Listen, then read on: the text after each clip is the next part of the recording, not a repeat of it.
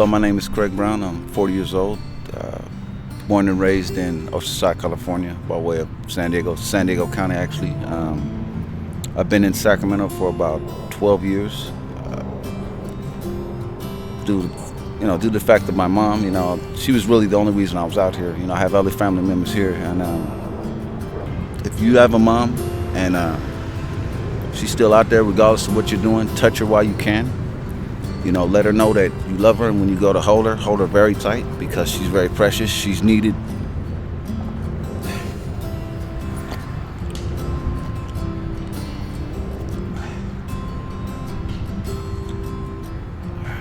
And if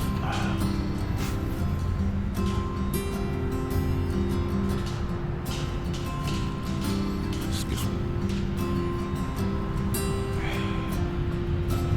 Moms are precious. The main thing I want to point out is she's not the reason, because she's not here no more, that I'm going through this. It's simply when you don't follow certain rules and you think that the world owes you something, which I don't know. Some people think the world owes you something. I know the world doesn't owe me anything. I can truly be a productive member of society, and so can others. What happened to me was everything hit me at once. I did not expect this. I didn't know what to do with it, like how to go about it. And they give you such and such money a month, the quote unquote welfare system, or whatever you want to call it. And it's just not enough, Who can survive on $200 a month? I lost my mom about 8 months ago.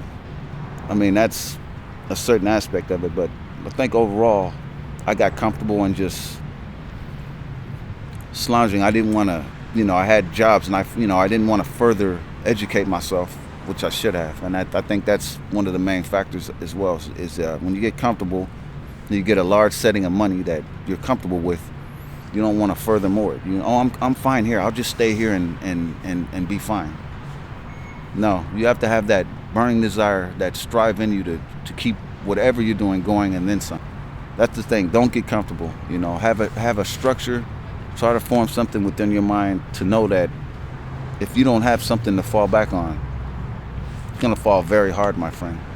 And you might not be able to just gradually bounce back from this situation.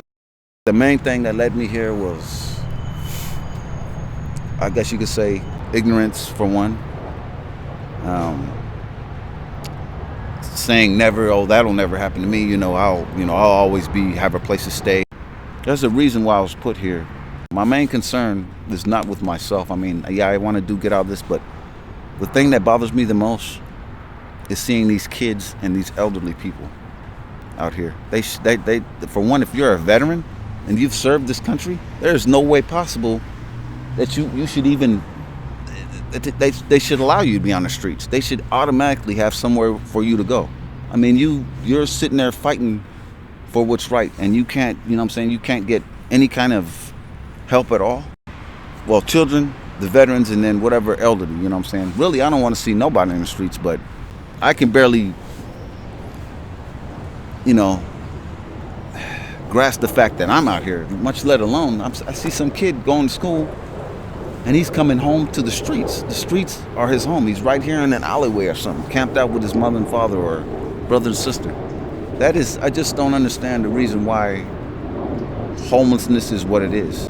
There it is, all in a nutshell. No one is supposed to be on the street. Whether they want to be or not, they're not supposed to be on the street. And I truly want to come back once I regain consciousness and get on my feet and help those like myself, and then some. Especially these kids. And prayer helps. Prayer works wonders. If you're not religious, I'm not saying you have to be religious, but believe in a higher power, because I think and know that is the only thing gradually going to take you out of here. Live with hope. Gradually tell yourself that you're going to rise above this, pray. And even though you're in the situation, it might sound kind of ludicrous or crazy, give your last. I mean, if you truly believe in God, if I'm sitting on an island, we're stranded, and I'm down to my last lollipop, or whatever ration I have. And I'm somewhat full. I think I'm going to give it to my neighbor rather than eat it myself, because I know somehow, some way I'm going to be taken care of. Being on the streets is not a good thing at all, whether you want to be here or not. You may think it's okay. It's not. I mean, there's so much bacteria and germs and everything flooding around here that sometimes you won't even know if you're sick. That's another big factor. You don't have the means to, have basic wash up and stuff. I mean, they hand out bags and stuff for your, personal hygiene, but where are you really going to go to get yourself clean? These bathhouses? There's only so long you could take a shower. I found it to be miserable for one, dark, lonely, dangerous. There's all kinds of dangers out here. Where are you going to run if something really happens to you? There's nowhere to run. You can't go to the cops. I mean, these people here that they call law enforcement are gradually supposed to help you as well, right? I mean, I look at them as servicemen just like my father, 25 years in the United States Marine Corps. But yet, instead of helping you, they're going along with these city officials telling you can't sleep right there, giving you citations and stuff for illegal camping. Each morning, you thank God for waking you up, but you're still going to run into that boogeyman. You're going to still run into the fact that I woke up, but yeah, I'm still on these streets. And there's nothing like having a nice dream about you and your family sitting at home, having Thanksgiving dinner, whatever, playing around, opening Christmas presents, and then you wake up and you're like, wow, I really wish that dream would have never ended.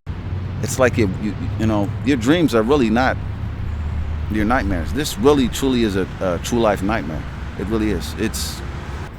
That's not the way God intended things to be. He didn't want us to settle for less or even suffer, But that's how it is. These streets are truly a nightmare, and I would not wish this on my worst enemy.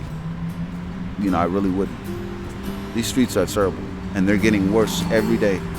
I hope the people that drive by and look at me and laugh or smile, I hope they really never find out what this experience is like.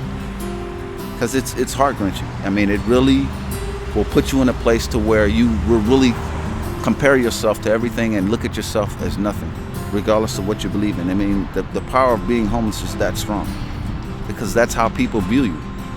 There's people literally walking down the streets, driving down the streets like, oh, don't touch him, he's filthy. No matter what color you are, it's not a racial thing. It's a poverty thing. You're considered the dirtiest thing in the world if you don't have a place to live. And I've seen it, I've felt it. I go through it every day. But like I said, every person on this planet counts. I mean, everybody's here for a reason. Why am I treated like an animal just because I'm on the streets? I know this is temporary, but it's hard going through this. And I'm saying it's temporary, but I truly do not know, honestly, when I'm gonna get out of this situation. I really don't know. That's the hardest thing about it, is not knowing. They say, it takes a fool to learn that love doesn't love nobody. Well, that's a lie. The streets doesn't love anybody. And I'm living proof of that. Living proof.